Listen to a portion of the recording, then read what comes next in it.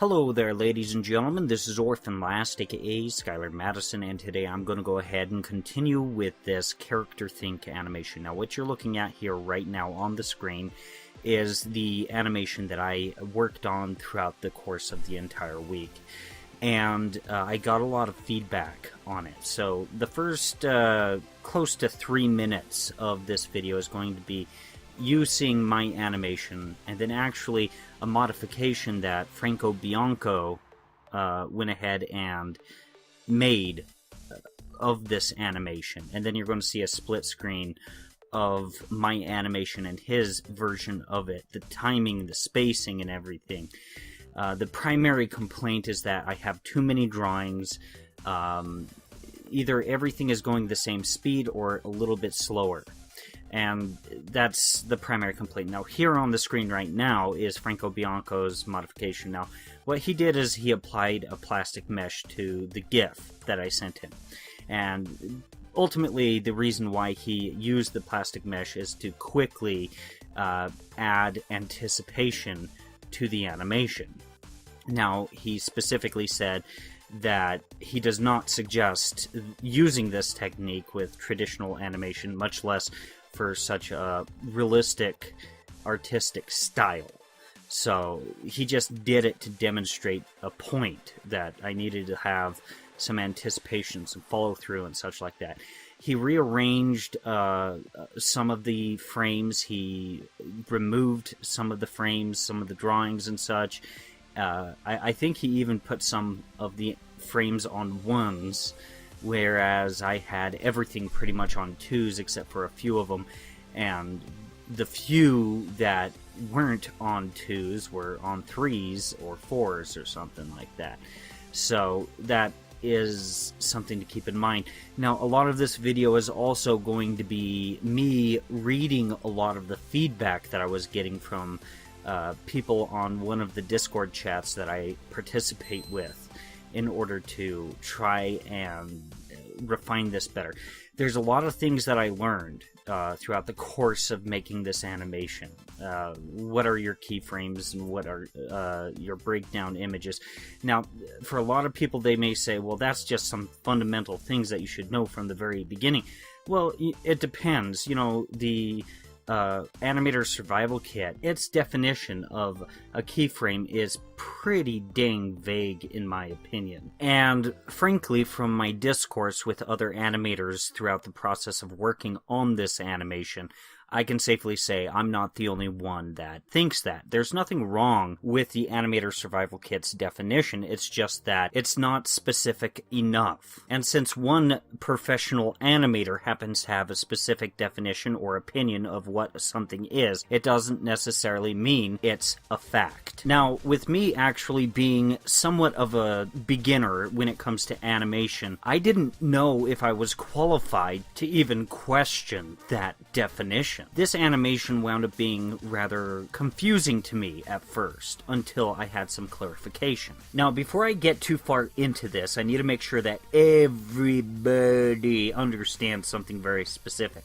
okay? Because there's some people that may not know this, and every once in a while I forget it, even though I know better. I forget it, and then someone says something that throws me off, and this is what they say. Extreme. Okay, that word right there, extreme. A keyframe and an extreme are the exact same thing, okay? They share the same definition. These two words, extreme and keyframe, are interchangeable. So it throws me off every single time someone says extreme, but whatever. A keyframe, extreme, they're the same thing. Just making sure you understand that, repeating it a few times. Extreme, keyframe, same thing. So I'm going to go ahead and read some of the conversations that I had throughout the week out of chronological order. So this conversation was one of the last conversations that I had about this animation. So this is a conversation between Franco Bianco, also known as Metit Animata, on the Discord chats, and myself. It's between him and I. This is what I meant. You need less drawings, fast in the middle, slow at the extremes or keyframes. Keep the keys with some frames to make them readable, a little bit of a hold. Remember, anticipation. Add some squash and stretch. Hope hope you like it. It looks like you applied a mesh to the whole GIF. Kind of makes an arc here and there. Kind of interesting. Gives his imaginary torso some acting movement. Also makes an overshoot leading into a believable hold. So, do you personally do that with traditional animation sometimes? Because the overshoot that I did at the hold at the end of the animation was all done with copies, adjusted slightly by hand. And personally, I find my method tedious. Mesh might actually be just as an effective shortcut, at least the way I'm looking at it. I like the pause as he looks left, but I did like the slower head tilt that I personally put in. I think you play picture 59, then 61, then 59 again really quick, probably on ones. It kind of gives him a bit more of a moment of realization. I do like 90% of your changes. You brought him to life a bit more than I did. I did toy with the timing a bit. I didn't get rid of any frames, just changed their timing a bit. I'll have to study this on the computer to see exactly what you did, and I think that it'll make a really interesting, really good segment of a video where I'm fixing a few things I'm not happy with in what I've made so far. So I started to use shift and trace in this video here that I'm about to post. I used point to point first with onion skins and such like that. And this gave me an idea as to where the eyes, eyebrows, nose, and mouth should be. And then I matched the shift and trace to the point-to-point locations and erased the points that I had drawn out once the shift and trace was placed over something like the eye. And then used point-to-point in between the shift and traces. That right there worked best when I realized things weren't working with me just eyeballing it. His eyes do a lot of metamorphizing, and it was really difficult for me to keep them consistent, but the shift and trace is what really saved me here. I wish there was a switch shift and trace button so that I could easily move either shift and trace skin whenever I wanted. I noticed that sometimes double-clicking would switch which shift and trace skin I was moving around, but it seemed to work only whenever it wanted me to, whenever OpenToons wanted it to work for me. That was really frustrating, fighting OpenToons for 2 minutes just to move one shift and trace skin. Maybe I'll eventually make a bounty for that, and also get it so that the shift and trace skins are purple and orange, as well as make them customizable in the preferences with the color and opacity. I applied a mesh to put an anticipation, but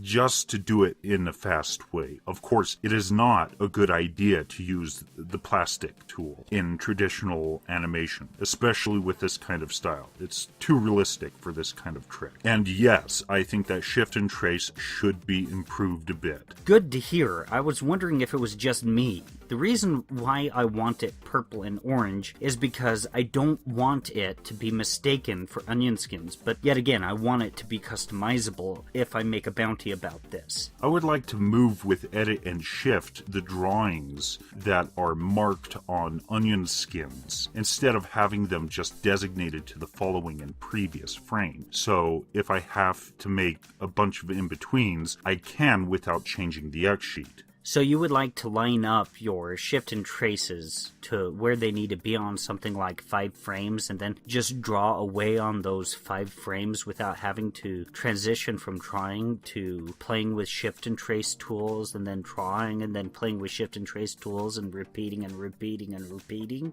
No. I plan my animations beforehand. I do thumbnails with timing charts. I know how many drawings I need. Then I create a raster level with all the needed frames. Then I draw my keys on the right place on the X sheet. For example, I have frame 1 and frame 7 as keyframes, and the in-between among them is number 4. With edit and shift, I can only see 3 and 5, and not 1 and 7 as I need. So I have to edit my X sheet to put 1 and 7 immediately before and after frame 4. So I would like to set a mark on frame 1 and 7 as we currently do for onion skins. And when I activate edit shift and trace, I would like to see those keys. Oh, good idea. Yeah, I juggle frames on the X sheet all the time. It makes me think that I'm doing things convoluted. Yeah. Also, when you're animating an in-between, you're supposed to flip back, then flip forward twice, and then flip back again, just to see how things are coming together with the animation. That right there actually gets me to move things on the X sheet a lot. Here's a side note, a little bit of a different topic, kind of. On the X sheet, we have this red and green ball. You move your mouse to the left or to the right of it, and you activate linked onion skins to the ball. You move your mouse up a bit more, and you activate static onion skins. It'd be nice to move your mouse below, and you can activate some feature that I guess I could call an auto flip function. So that, let's say the red and green ball is on frame 4, like you mentioned, and you activate the auto flips on frame 1 and 7. You press back, and you're on frame 1. Then you press forward, you're now on frame 4. You press forward again, and you're on frame 7. You press back again, you're on frame 4. What do you think of that? Yes, that is a good idea. Right on. I'm going to write this down in my potential future bounties file. Now, this next conversation took place earlier on in the week, immediately after I posted the first Character Think animation inside of the 51 Animation Challenges series. Now, there's a number of different people that participated in the conversation. If I happen to give you a weird voice, this is not a representation of how I think of you or how your voice sounds. It's just to distinguish a difference from one person to another. Also, this conversation that is actually going to be presented inside of this video is going to be abridged, so the entire conversation is not going to be included, primarily because a conversation that takes place in text does not necessarily translate well as a verbal conversation or verbally presented inside of a video. Okay. Franco Bianco's response to the video. Try to edit the X sheet, move some drawings in the middle, and leave more drawings on the extremes or keyframes. It should be less robotic. I think your spacing is a bit too linear. Here's another tip. Don't think too much with your in-betweens. Work on the keyframes. Flip them and train your eye to find mistakes. Then, when you have to do the in-betweens, you shift and trace. You must be as precise as possible. My response. Like, as in get rid of some drawings in the middle of the animation, like around the head tilt? Add some frames towards the keyframes, so you'll understand how many drawings you need. Then think about spacing. More drawings near the extremes. Less frames in the middle, and you'll have a harmonic and fluid movement. At this point, Joe Moreno joined in on the conversation. Don't delete frames just because, though. I would take my time and plan out from the 3 basic keyframes how the action will play. You said it yourself. There's a need for some pauses as well, and that will affect how the overall timing works. What about expressions for the face? You think I can just plant an extreme and give the expressions their own spacing chart? Like maybe something like overlapping action? Well, that is possible if you want that, but to be honest, even though I understand you're trying to push your own understanding of the medium, I'd say take it easy on yourself as well. If you have the 3 keys like you want, then using breakdowns will allow you to change the way the motion looks. Yes, keep it simple. The overlapping action you mentioned can be embedded into a single drawing. You basically draw the overlapped features. Oh, not different columns, right, that's what you're saying. Most of the time you just draw those on keys, not because you can't draw them on the breakdowns, but because you are working from one idea to the next. Think of the keys as fence posts or stakes that you fix in your performance. In the video I see, number 1, guy looking at the distance, smiling. Number 2, guy looking at the camera, sort of confused. Number 3, guy looking to the side to indicate thought. But the thing is that those are 3 separate movements. Those should have been in the early work, I think. Those all should have been proper breakdowns. Right, Joe Moreno's response. No, the breakdown is not exactly that. I know someone else said it was like a secondary keyframe, but it's even easier to think that it's a pose that will help you change how the character moves from point A to point B. For example, if you go from keyframe 1 to keyframe 2, you in between the two poses, but if you had a breakdown where he lifts up his chin, or what if you wanted him to move in an arc, tilting his head during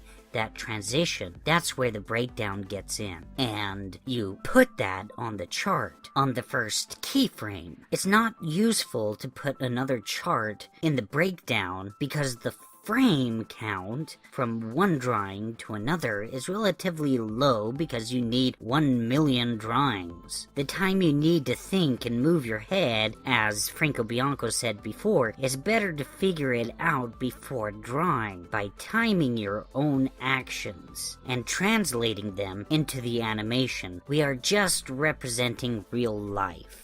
Let me ask you something. What is the character thinking from keyframe 1 to keyframe 2?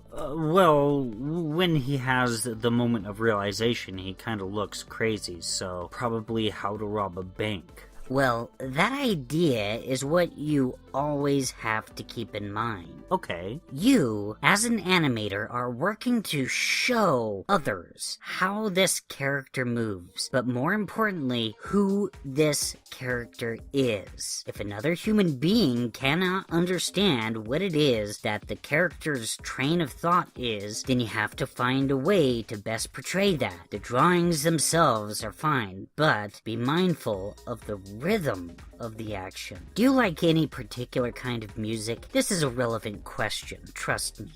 Usually the type of stuff that plays in my videos are hip-hop, I guess.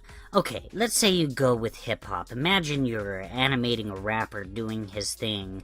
They have rhythm on their words and on their movements. They literally go with or against the beat and so on. When you are animating, everything has a beat and a rhythm, a flow. If your guy has a realization or thought up a funny joke for Christmas Eve, it's the same. He's lost in thought, slowly pictures the joke in his mind, then ha, snap. Fast action, slow versus fast. Eric Goldberg, in his book, calls the snappy actions the gap. This is because of contrast, the basic art principle. You don't want everything moving slowly or everything moving fast. Now, we're in the business of making stuff credible, not realistic, but credibility comes from understanding the physical world. So, ease in and ease out. That's acceleration and deceleration. So, starting your guy's thought, you ease into the action. Then he gets to his maximum slow speed, deceleration, then pow, he gets the joke. 4 frames in, or whatever you see fit. All of this is just an example, but it's something that a lot of us had a hard time realizing.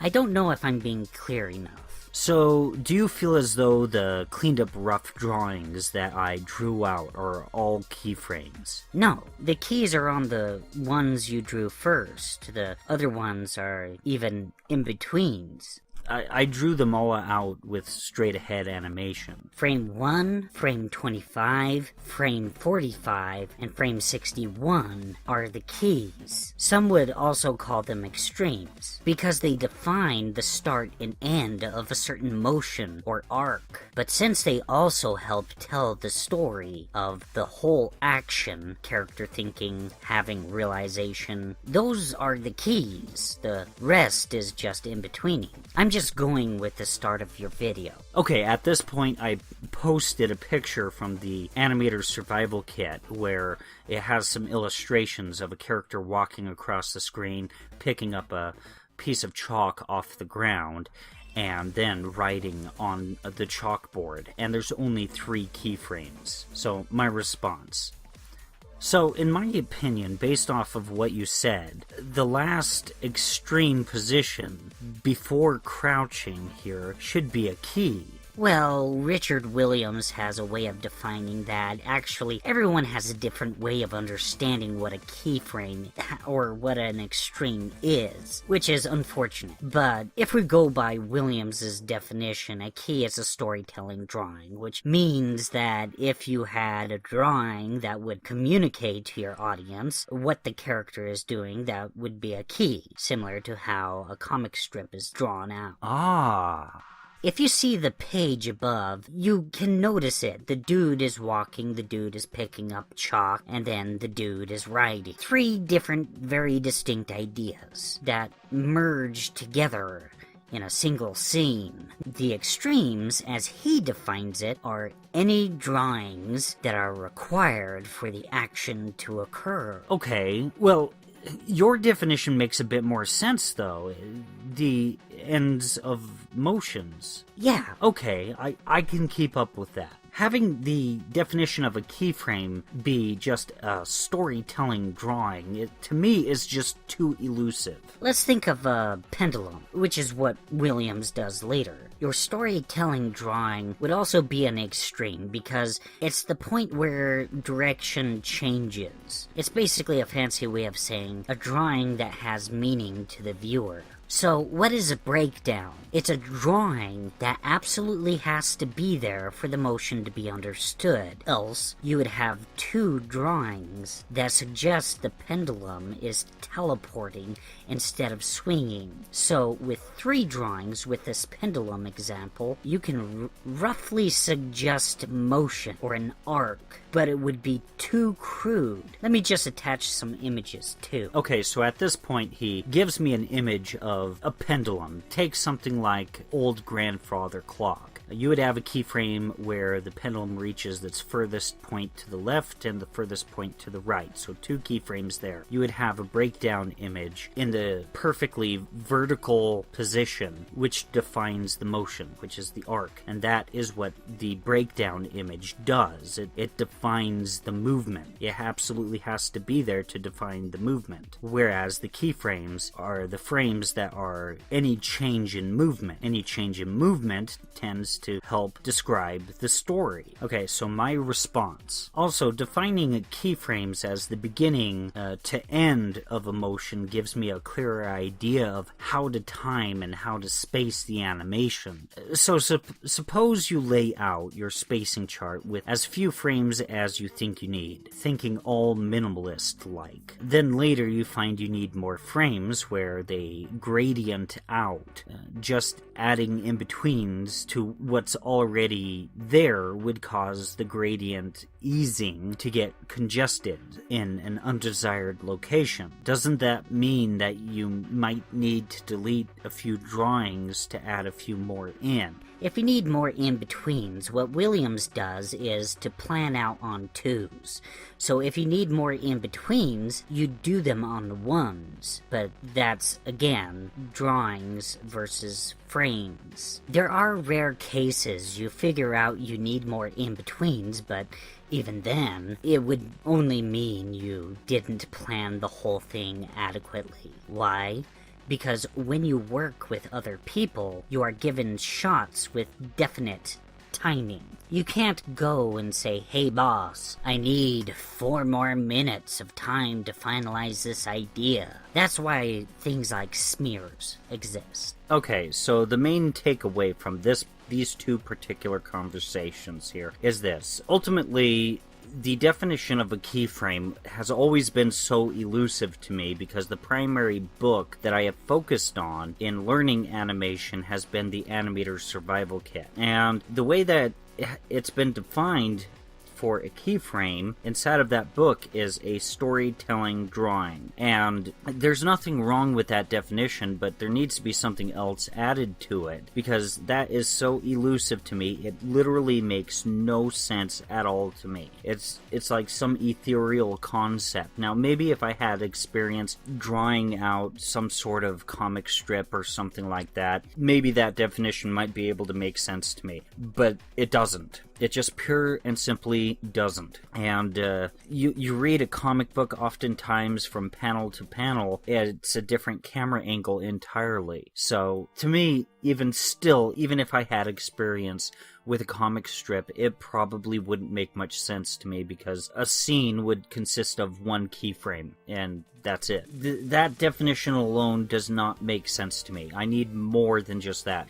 It pure and simply makes no sense, the way that it's written out inside of the animator's survival kit. Now, that isn't to say that the definition is wrong, I just say the definition is incomplete, because it makes no sense with just that information and that information alone. Now, the breakdown image, if you take anything away, it's what a keyframe is and what a breakdown image is. The breakdown images are basically the images that define the movement, that have to be there in order to define the arc, to define where he is along the path of the movement. This way, you're able to create some sort of organic movement with the character. Now, it's because of this sort of confusion that made it so that this animation could have very easily become a failure. Now, I still have a lot of refinements to do with this rough animation here.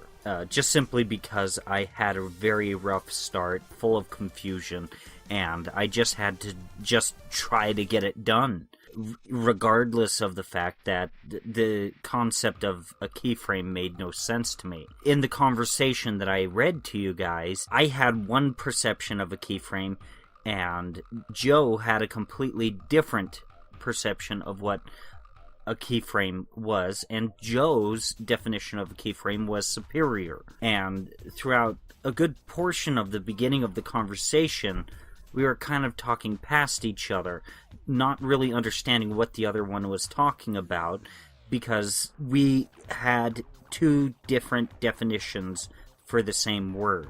Now, the next conversation that I'd like to cover with you guys is between Snap-Eye and I, and I'm going to reuse one of the voices that I've already applied, just simply because there's only so many different voices that I could create with this software, and I don't want to use one of my cartoon voices like, "Hey fellas, how you doing? You guys look like you're funky groovy dudes." I don't really want to do that throughout a whole conversation, and I'm pretty sure if I depicted Snap-Eye that way, it would probably annoy him. So, let's go ahead and get into this. Okay, this is Snap-Eye talking. My school had the definition of, well, Disney draws on every frame on high-budget animation, so you should never have to worry about holds. Most animation is not animated 100% of the time.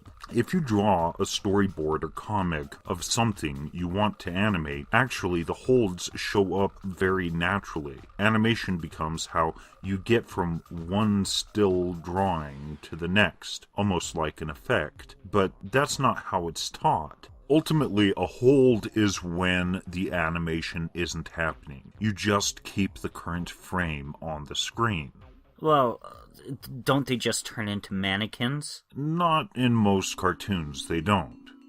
So, with there being no textbooks to discuss holds, what have you found useful for them? They're a fundamental part of how cartoons are made. You said there's no guides for how to execute them. I mean, it's more an acting choice. How do you stop the animation without making it so obvious that it's stopped? Most instruction I had on animation was how to do the animation part, so it conveniently ignored holds. However, if you're the sort of person who goes, "I want to animate my webcomic," then you're already used to working in the language of still images. Animation then becomes how to get from still pose to the next still pose, which is how you naturally do holds. Then it's just a matter of learning when to use a full hold versus a moving hold, and how much keep alive animation you need to keep the scene from dying. Relatedly, when we were working on Word Girl, one thing we just sort of picked up was, unless the action specifically needed it, never freeze one part of the body while animating another part, because it calls attention to the fact that part of the character is totally dead, still, and lifeless. That could be something as simple as slightly rocking the character's body back and forth during a hand gesture, or nodding the head while speaking, but you need to not visually separate the character into layers unless the point was that the character was immobilized or holding still. For example, a character trying to avoid detection might well hold perfectly still and only have their eyes dart around. On one episode I worked on, Word Girl was frozen in eyes, so only her head moved around, and her finger broke out of the ice so she could put a finger up while giving a definition, because she always puts her finger up when defining something. Now, with that having been said, at the tail end of the animation, I have a hold. But the thing that actually helped me make it work, make it feel natural, even though it's somewhat of a weird action, is I have a little bit of an overshoot or some follow through after the action prior to the hold, where the character does a little bit of a turkey neck little maneuver with his neck. And that seems to have actually made the hold work. So that's just a thought. Maybe you guys could try that specific technique and show me the result for a hold. And it'd be interesting to see if my hypothesis is correct. If follow through with the action prior to a hold will accurately make a hold believable. Now, I'm sure everything that SnapEye had mentioned actually will work. There's more than one scenario where you're going to need to use a hold, but if you have some action going on prior to the hold, then that's just something to consider, I think. But I think that the main takeaway from this conversation with SnapEye is primarily this.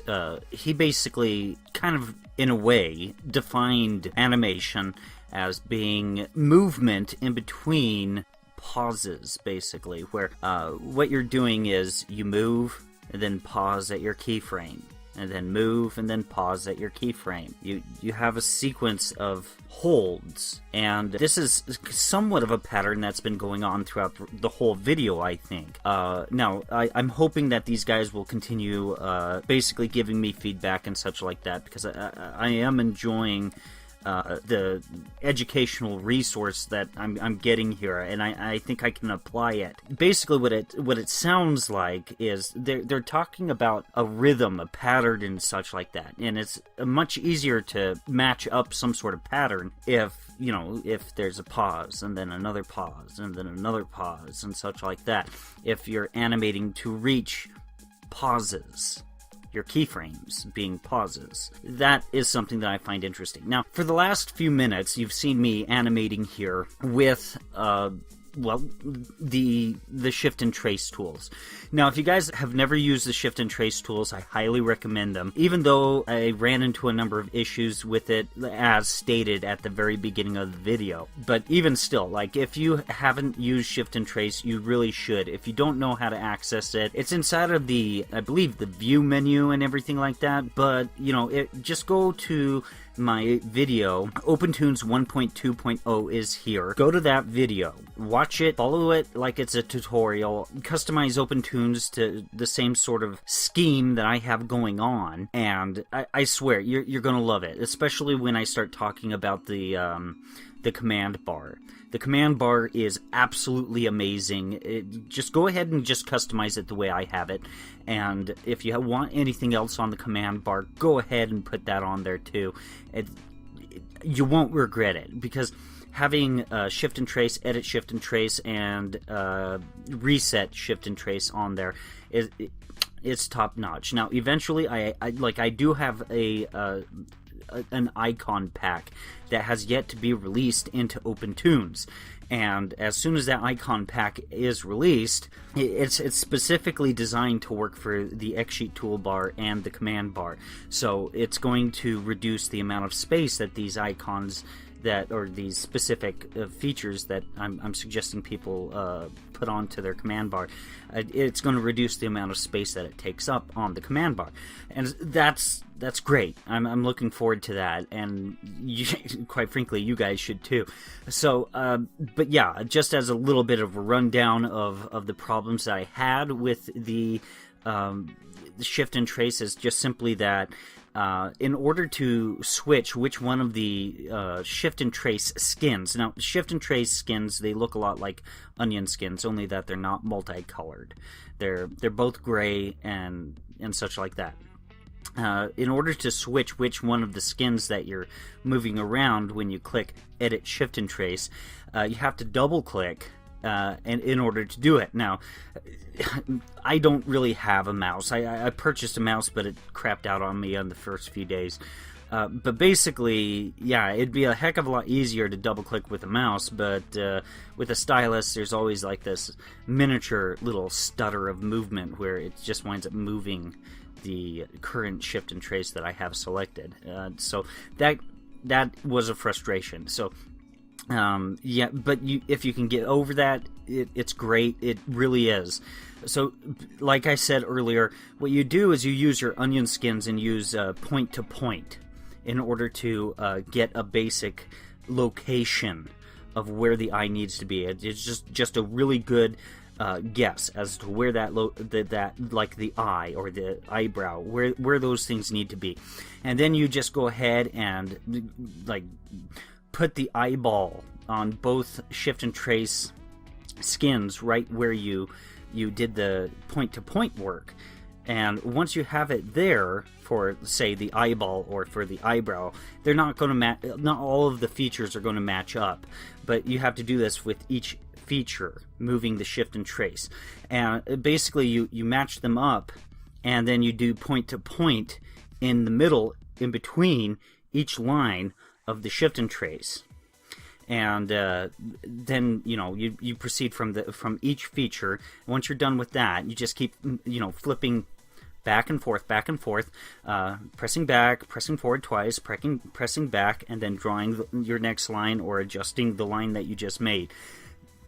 You do that, and I swear your workflow is going to be top notch, and it's going to look a lot better. Now, that doesn't necessarily mean that everything's going to be following the arcs properly. That doesn't necessarily mean that you're going to be retaining solidity. As you can see right now on the screen, I've been using arcs at this point, because it's only at this point that the eyes that I've started to notice that they started to kind of start moving around, and that became a problem. But it was much easier for me to adjust them because the shapes by and large were correct. Now, I did have to redraw a few of the eyeballs here and there because the eyes did a lot of just morphing around, changing shape and such like that. Now, typically you don't want to do that as much as I did. I don't think you want to do it that much, but it is a cartoon. But the whole point, the whole reason why you wouldn't want to overdo that is because you want people to recognize what your character looks like, and if he keeps like shape shifting, it poses a problem. So, but in moderation, if you have like a 30-minute long, 45-minute long, 1 hour, 2 hour long cartoon or something like that, and he does that maybe once or twice, I don't think there's going to be a problem. Now, inside of my next animation video, what I'm planning on doing is I'm planning on specifically looking at the modification that Franco Bianco made for my animation, and seeing what I can learn from it, see if I can use it as somewhat of a template while still retaining the preferences that I want with it. Anyways, guys, that pretty much concludes it for this video. If you guys enjoyed it, please like, share, and subscribe. And if you didn't like it, please like, share, and subscribe. I stayed up all night doing this, and I'm still working on it close to 1 o'clock here, 1 p.m. And so, yeah, just please like, share, and subscribe. Anyways, so, yeah, I hope you guys had a happy new year, all that good stuff. And if you guys would like to take a look at any of my other videos, feel free to click on any of them that are appearing on the screen right now. You guys take care. Have a good one.